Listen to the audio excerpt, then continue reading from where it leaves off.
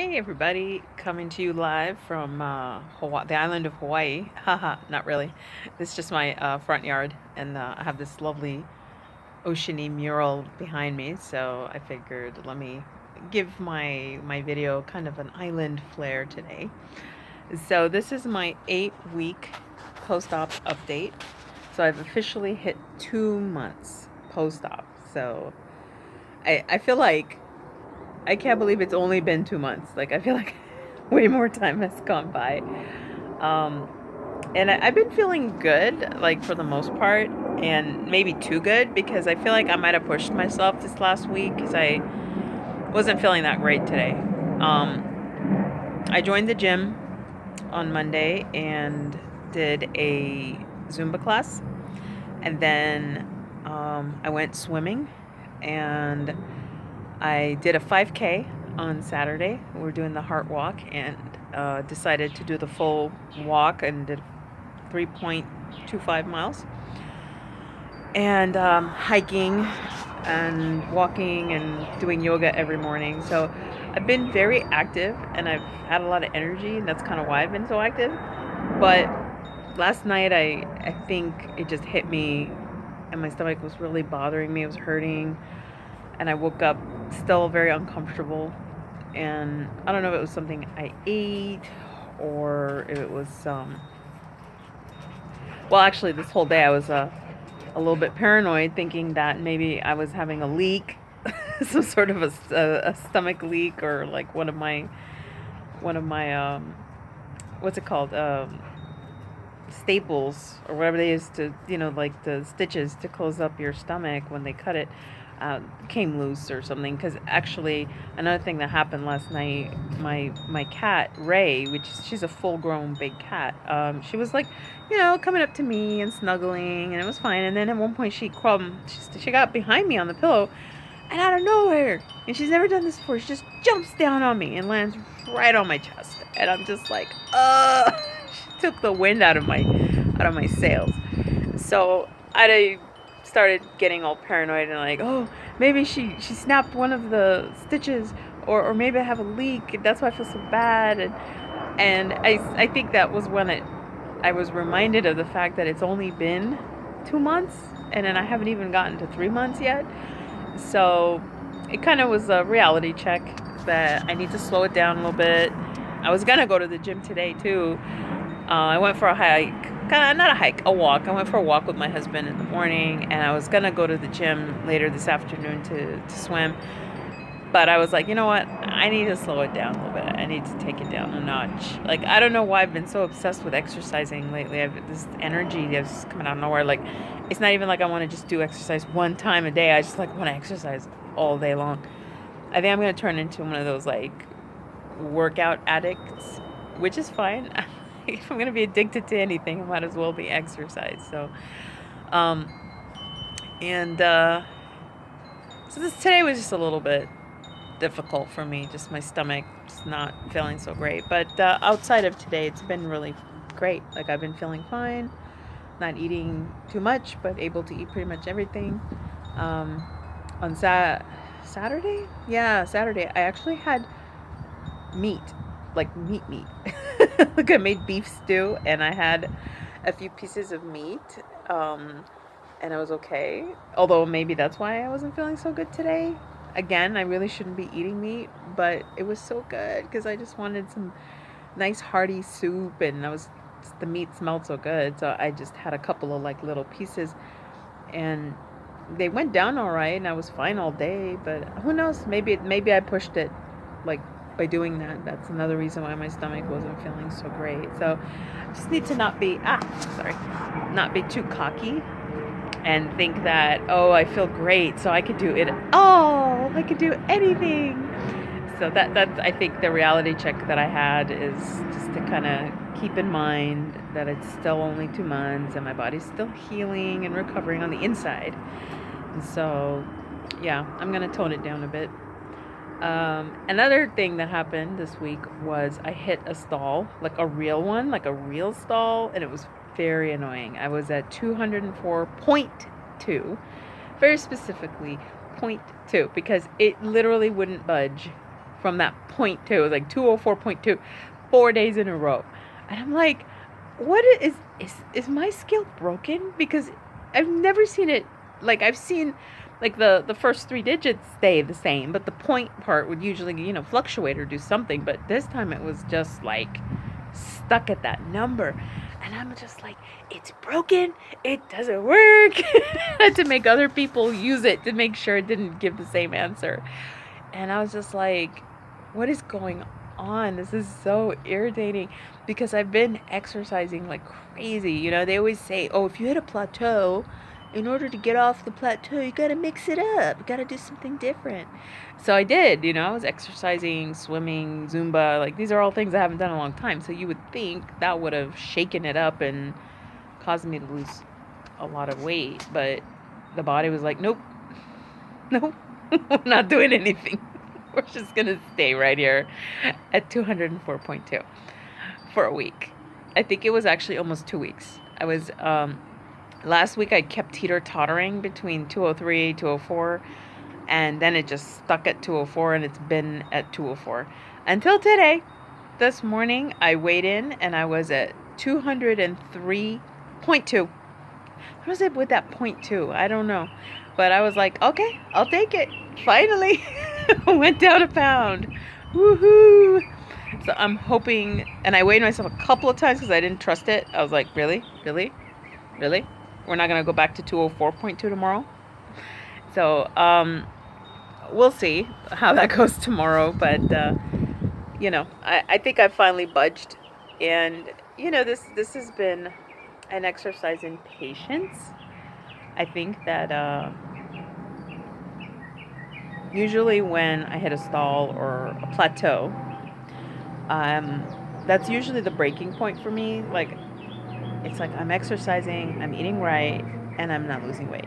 Screw this. And then I'll start eating wrong, and I'll start gaining weight, and it'll just turn into a downward spiral. I'll feel like my body's trying to sabotage me. It's not working with me. It's working against me, yada, yada.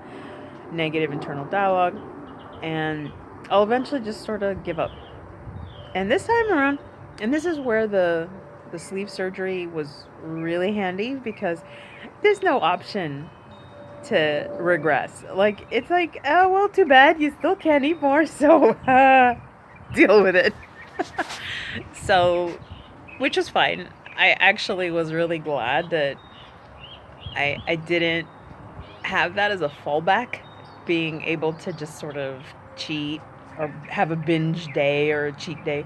That's not going to happen. So it forced me to just have to take a different perspective and just look at it like, look, you're not exercising to lose weight. You're exercising because it feels good. It helps your body. It helps your heart. We did the heart walk on Saturday, and it was like that awareness of health, your body. Sorry. As you get older, it needs more help. And I felt like, I enjoy the exercising. It feels good. Like, I try to mix it up and keep it interesting. The Zumba class that I went to on Monday was really good. So I'm going to go back to that because I enjoyed the music and the routine. But if I get tired of it, there's other options, other days that they play Zumba, so I could try out different sessions and stuff. So keeping it fun. The yoga is just so healing that I just can't go a day without doing yoga, because for me it like helps me feel good for the day. So why wouldn't I do that? And then the swimming, there's a YMCA right by my work that has a heated therapeutic heated pool. So it's not as hot as a jacuzzi, but it's nice and warm, and it felt so nice to go in there. And I wasn't even sure if I should, because I'm like, am I allowed to be in water yet?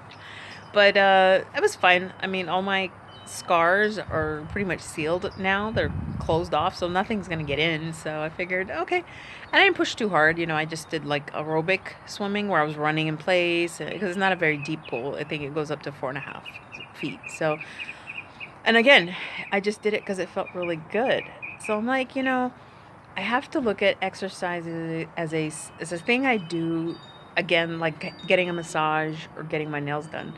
I do it because it feels good and it makes my body happy, not because I want to get that number down. And I think that's where it, was a different approach, where usually I would just get frustrated and be like, I don't want to go to the gym. I don't want to exercise. What the hell for? I'm just gaining weight. Because I do tend to gain a little right when I start working out, which is really weird. But I guess, I mean, some people say it's muscle, but I'm like, but I'm doing cardio. I'm not really building muscle. So I don't know if that's true. But whatever. It is what it is. So I just was really thrilled to finally break that stall today. But I've seen pictures of myself like in these last few days when we go places, and I can see the difference in my face, and my clothes are definitely looser now. Even this is the shirt I bought a size large, and it was a little bit not tight, but it was form fitting. Well, now it's gotten like loose on me. Like it's got a lot of give now. So I feel like I'm already getting like smaller. Like and I've washed it a couple of times too, and it hasn't shrunk to a point where it feels too tight anymore. So um really excited about that. And I'm looking forward to November because I've decided to target November as the month when I finally buy clothes, because I've been very cautious in not buying. I've been wanting to, but I'm holding back because I don't want to buy a bunch of clothes that fit me now, and then like a month or two later they're too big on me. They're just not very frugal, not very economical. So I figured by November I should hit a pretty decent number where whatever I buy is going to take me through at least another 3 months. Because no matter how much weight I lose, I don't think I'm going to reach like a major milestone in dropping clothes. Like I think if I hit a size 14 or 12, I don't think I'm going to hit a size 10 anytime soon. So I think that's sort of going to be my trigger to go shopping, which will make my husband very sad because I'm going to spend money.